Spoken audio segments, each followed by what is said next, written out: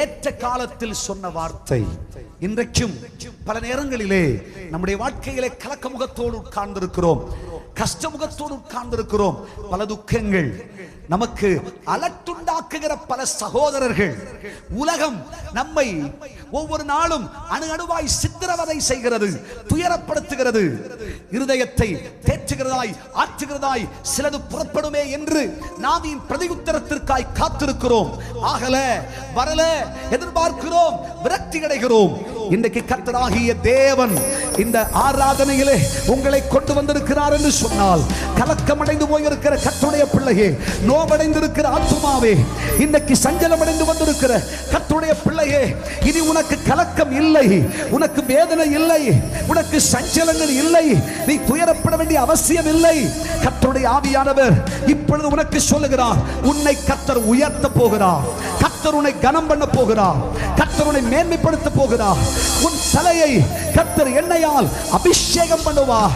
பரியாச உதடுகளுக்கு முன்னே கர்த்தர் உன்னை மேன்மைப்படுத்தி, கர்த்தர் உன்னை கனம் பண்ணி, ஜாதிகளுக்கு முன் தேவன் நம்மை நிலை நிறுத்துவார், நிலை நிறுத்துவார், நிலை நிறுத்துவார்.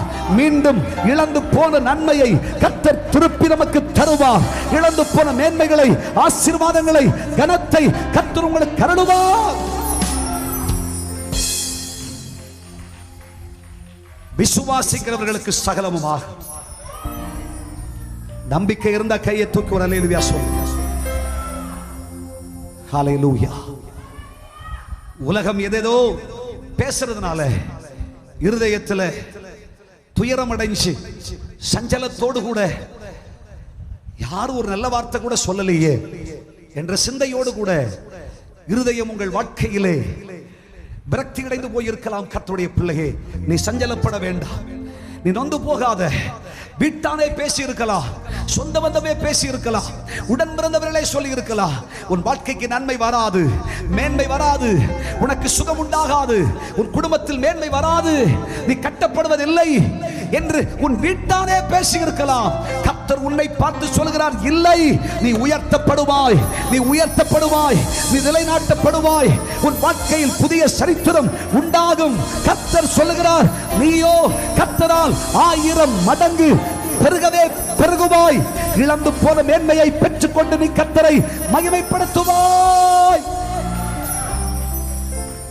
விசுவாசம் இருந்தால் ஆமென் சொல்லுங்க.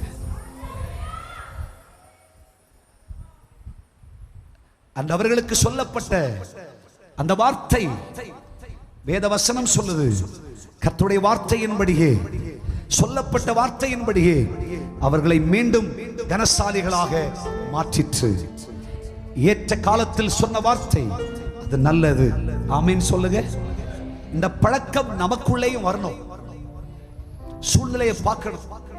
ஒரு மனுஷனுடைய வாழ்க்கையில் இருக்கிற கலக்கம், கஷ்டம், கண்ணீர் பார்த்துக்கிட்டு நீ செஞ்ச பாவத்தினால வந்துச்சு, நீ செஞ்ச அநியாயத்தினால வந்துச்சுன்னு சொல்லி பழகாத. தேவனுடைய பிள்ளையே, கர்த்தருடைய ஆவியில் நிரப்பப்பட்ட தேவனுடைய சபை, தேவனுடைய ஜனம், கர்த்தருடைய பிள்ளைகள், இருதயமாற சொல்லுங்கள், கர்த்தர் உன்னை கைவிட மாட்டார். உன் கலக்கத்தை ஆண்டவர் மாற்றுவார். கர்த்தர் உன்னை உயர்த்துவார், கர்த்தர் உன்னை மேன்மைப்படுத்துவார். தெய்வனால் அபிஷேகம் பண்ணப்பட்ட மனுஷனாய் சபையோடு சொல்லுகிறேன், நிச்சயமாய் கர்த்தருடைய கரம் உங்களை உயர்த்த போகிறது. கர்த்தருடைய கரம் உங்களை நிலைநிறுத்த போகிறது. நிச்சயமாய் உங்கள் வாழ்க்கையிலே நீங்கள் தவறவிட்ட எல்லாவற்றையும் கர்த்தராகிய தெய்வம் திருப்பி கொடுக்க போகிறார். நன்மை உண்டாக போகிறது. ஒரு மகிழ்ச்சி மகுடமாக்கப்படும். விசுவாசிக்கிறீர்களா? ஆமென்.